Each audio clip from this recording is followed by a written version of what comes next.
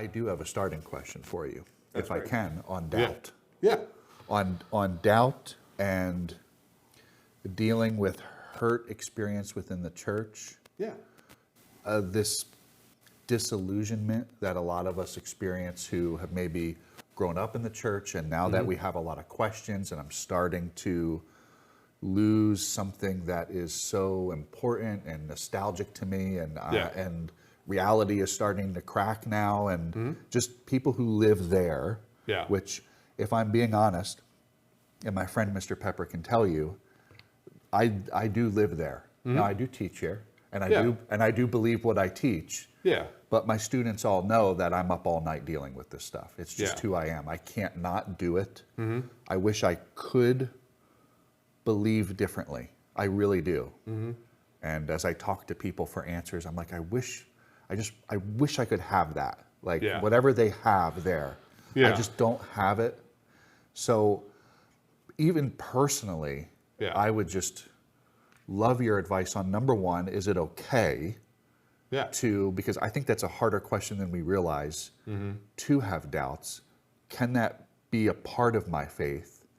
And number three, is there a way to do it that's healthier than maybe other ways? Yeah. And I ask that because it's not just personal, but I know for a fact we have a number of parents who have students who are going through the same thing, and they're asking me questions about what to do. And I'm like, I don't know, I'm where your student is.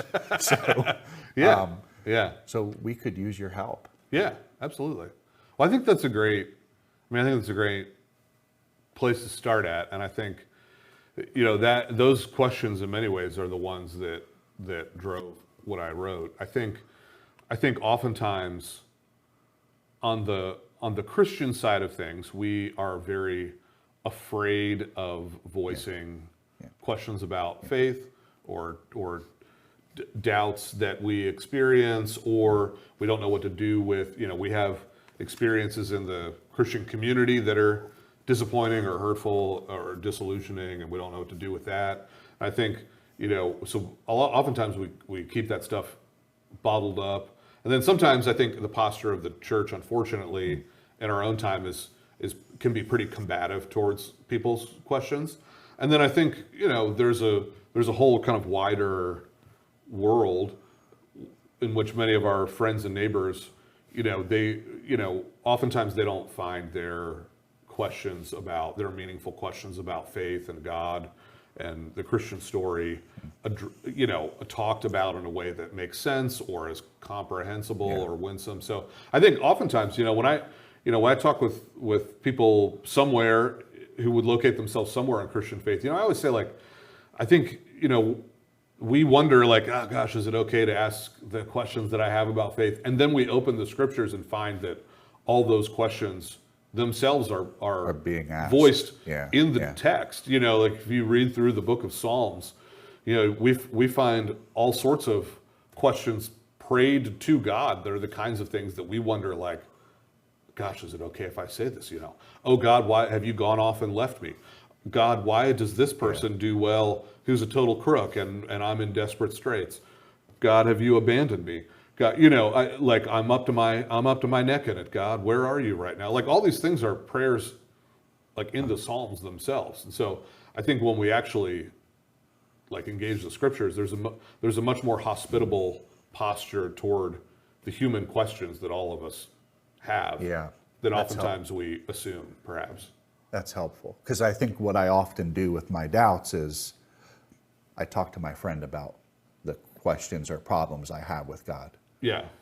Or I go to a book and read about the problems I have with God, or just concoct conversations in my head, but I never actually do what the Psalms, I guess, are teaching me to do, which is talk to God about my doubts about God. Yeah, don't ignore your questions or be afraid of them, pray them. But that's okay to do that, to be that honest. Yeah, and I think also the way to both honor those questions and honor what we're told of what an authentic life following Jesus looks like from the scriptures is actually to engage them in an honest way, not to ignore them, but to lean into them. So I love, for example, Jesus' interaction with Thomas at the end of the book of John. You know, Jesus is risen from the dead.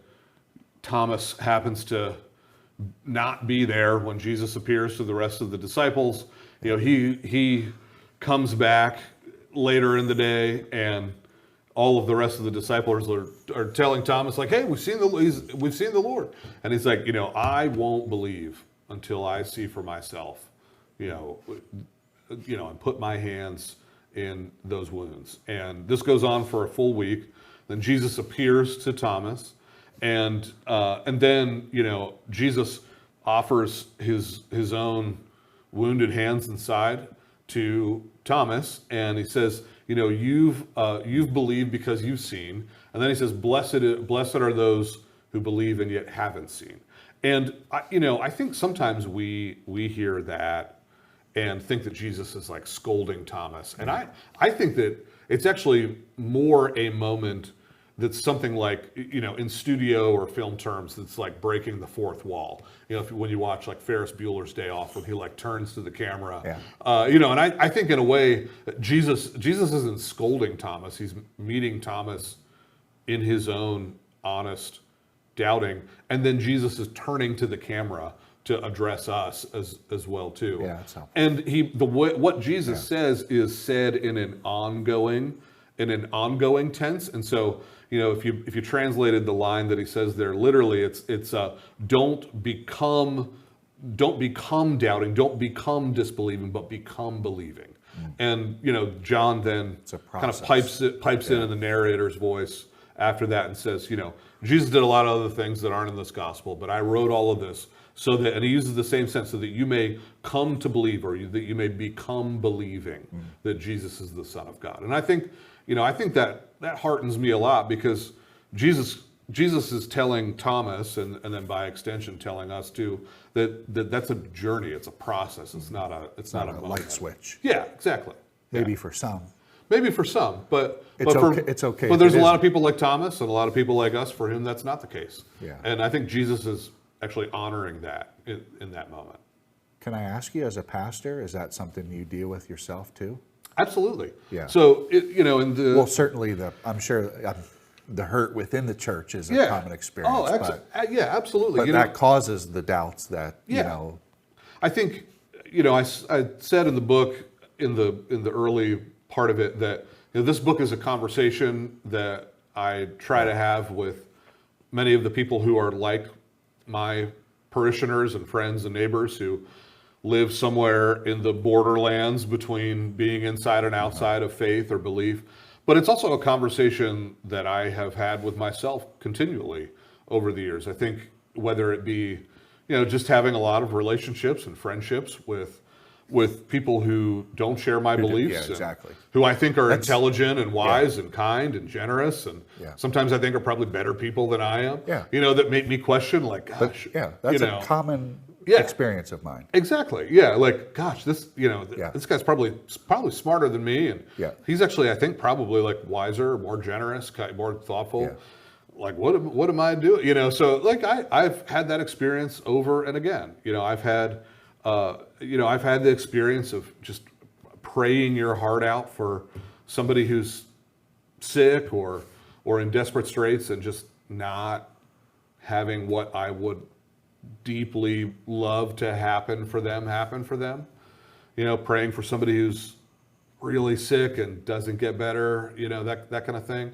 And, I've been a pastor for north of 2 decades now. And so I've had my own experiences of Christian people doing really ugly, unchristian things, and wondering sometimes if the institution that I'm a part of hasn't lost the plot in some important way. And so, those are conversations that I haven't just had with other people. Those are also conversations I have with myself as well too. Do you, so personal question again, but I'm sure other people share it. Yeah. How do you, what are some practices you've maybe some habits, maybe they're not, but that you've engaged in that's helped with some of that disillusionment you experience when that does happen? Yeah. Yeah, that's a great... Because you're still a believer. Oh, yeah. After going through all of that. Absolutely, yeah. And I just don't know, if we just attribute that to the supernatural, or are there some things some advice you could pass on to us younger believers about how to hold on to the faith we love and believe is true, and really don't want to lose, but just sometimes feel pulled in two directions? And how to navigate that? So how do you engage just the disillusionment that you experience in the church, that kind of thing?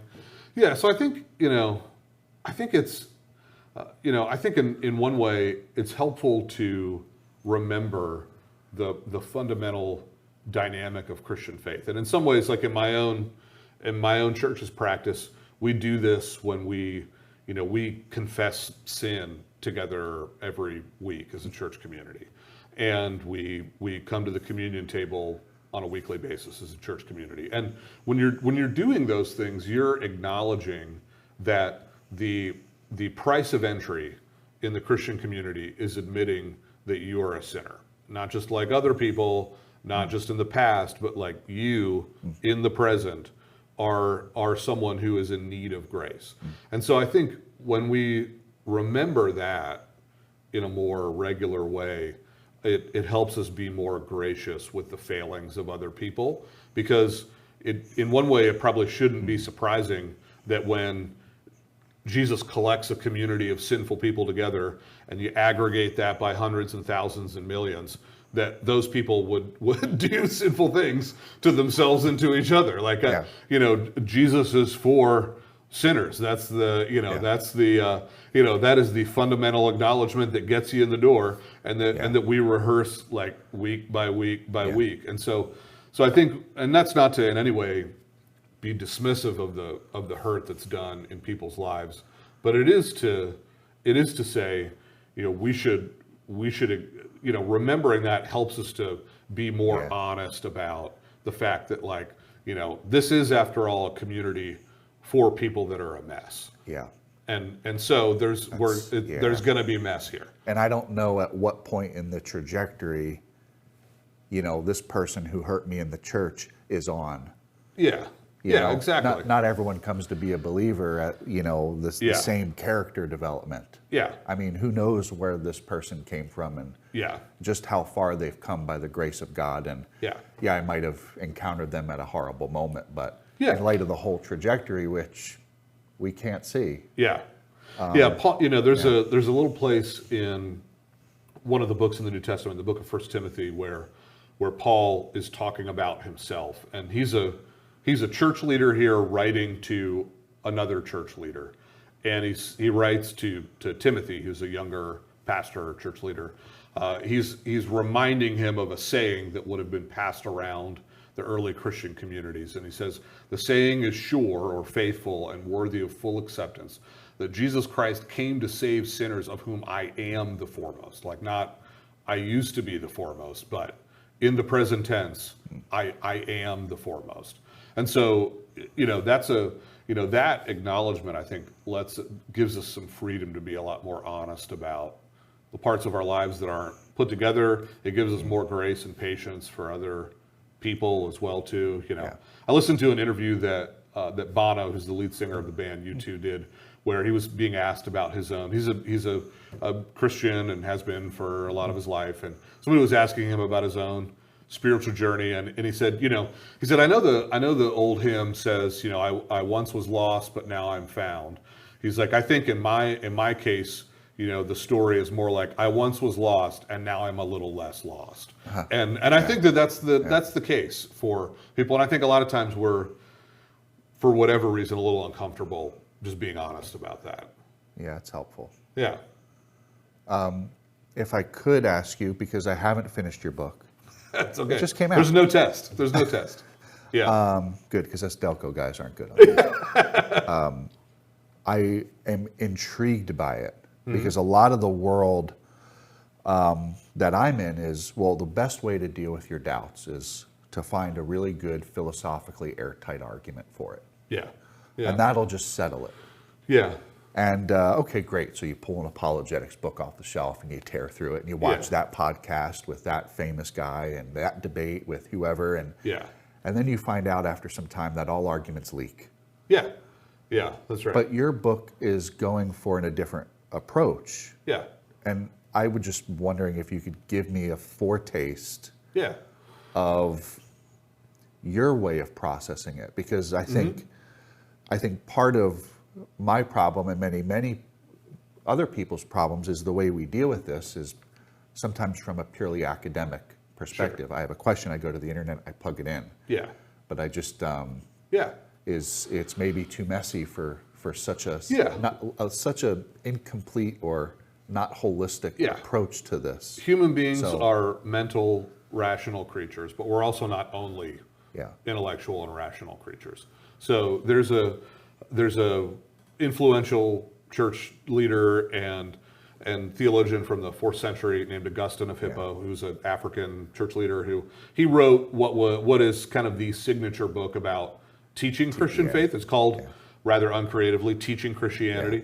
And in the book he talks about how people who are involved in teaching work in the church ought to teach about the faith. And he says that the aim ought to be to show the way in which the gospel story is good and true and beautiful. That you want to both persuade people of the truth of something, and you want to teach them and help them to delight in it. Yeah. And so that's the approach that I tried to take was to not only engage questions of like, do I think that the Christian story is true, or do you think that you can believe that it's true in the 21st century? But also, my real hope is that somebody reading this will walk away and, Lord willing, say like, man, the Christian story is really beautiful. Like, this is the most beautiful way to live your life.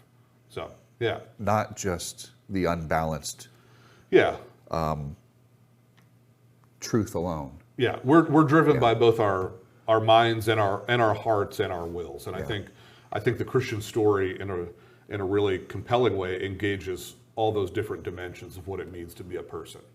Yeah, I think so. I'd be interested in your thoughts on this, and I'm sorry, I'm sure you talk about this in your book. I know you have to. I know you're going that direction. There's not a test. Because you are mentioning it in your earliest chapters, and I know he's going there, and it's the stuff I'm the most interested in, it seems nowadays.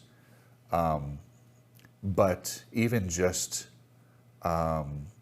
something like the meaning of life. Yeah. Like the fact that life, we perceive it to have meaning.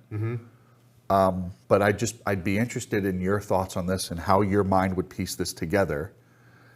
If God did not exist, do our lives have meaning? Yeah.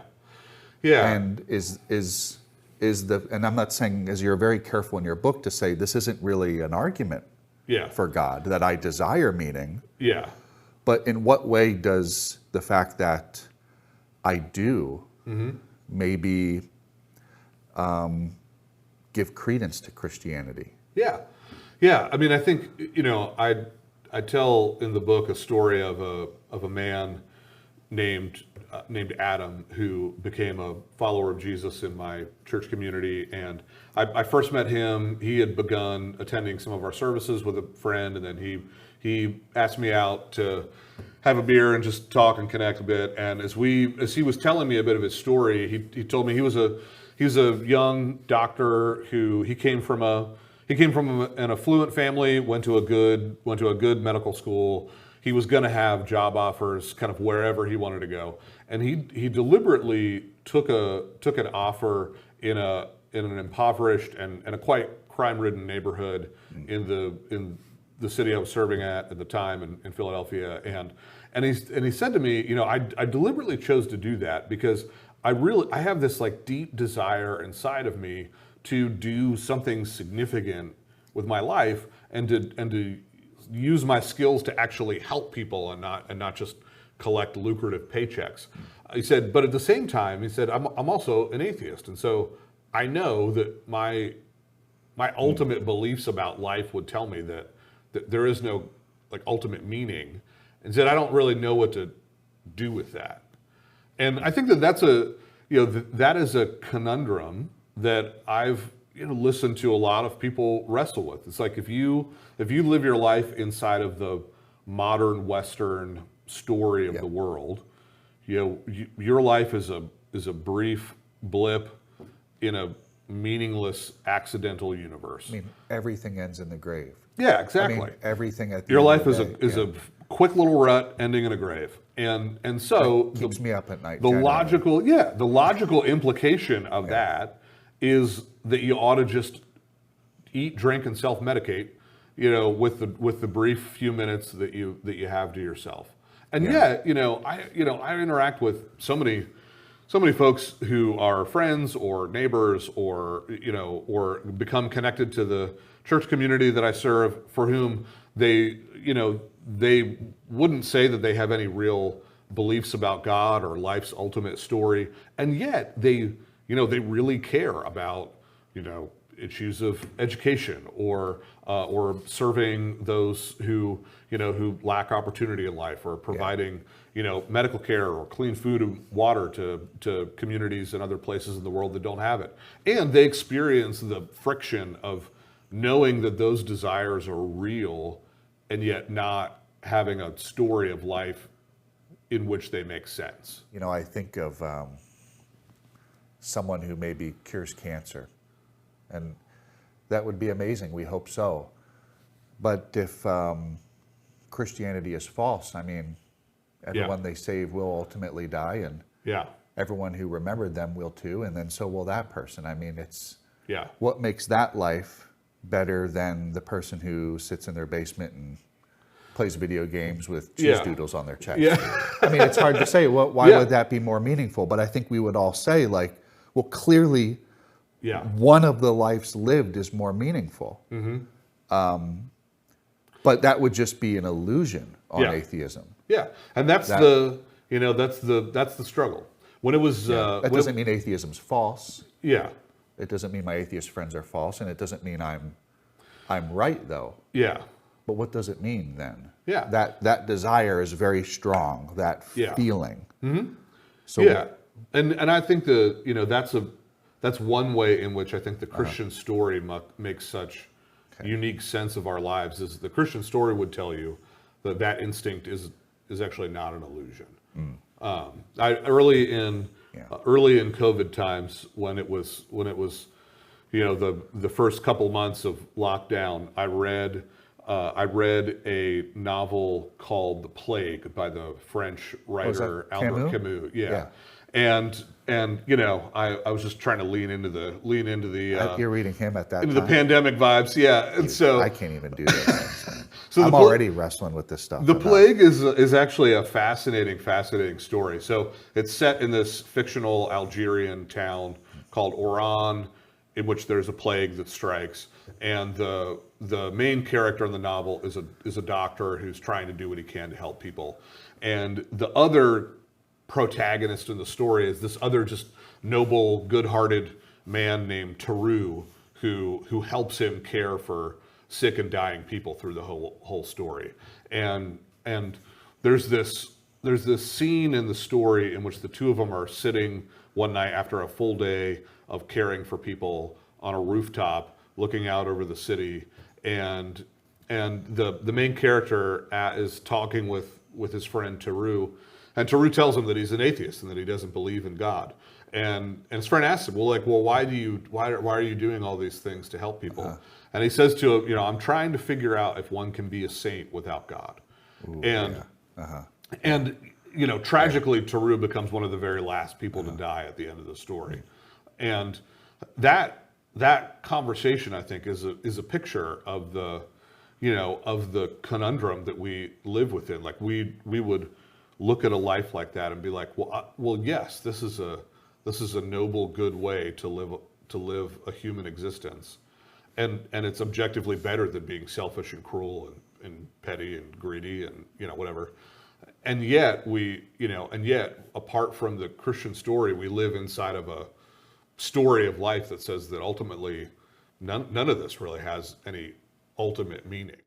I think, just for our audience sake, if there's just something about your book, you're thinking about our TKA family and the kinds of parents we have here and the kinds of kiddos we have here and the teachers we have here in the daily grind, why you think they should pull it off the shelf, and why you think it would be helpful to their faith in the moment that they're in. Yeah. Something, the main takeaway in your book. Yeah. My hope in writing this book was that it would be a helpful conversation partner for both people inside of Christian faith who deal with all the questions that we have about trusting God and life in the church and being a follower of Jesus and wrestling with the pain and tragedy of everyone's stories inevitably. And also for people who are, outside of Christian faith and practice, who are looking for a hopefully non-weird, comprehensible, introduction to the Christian story that's like a guided tour that you could actually make sense of. And so, I hope for That's unique. That's not. Yeah. So I hope for like both kinds of people that it's an honest exploration of the Christian story that both honors the questions that we have about God, because wherever you're coming from, the questions that we have about God and faith are the human questions, no matter what your Everyone's asking story is. Yeah, absolutely. Yeah. And I hope that also it's a guided tour of the essential Christian story that also introduces you in a way that's comprehensible and I hope helpful to the beauty of what God has done for us and for the world in the person of Jesus. And even if we can't answer these questions, at least how they make sense within this story. Exactly.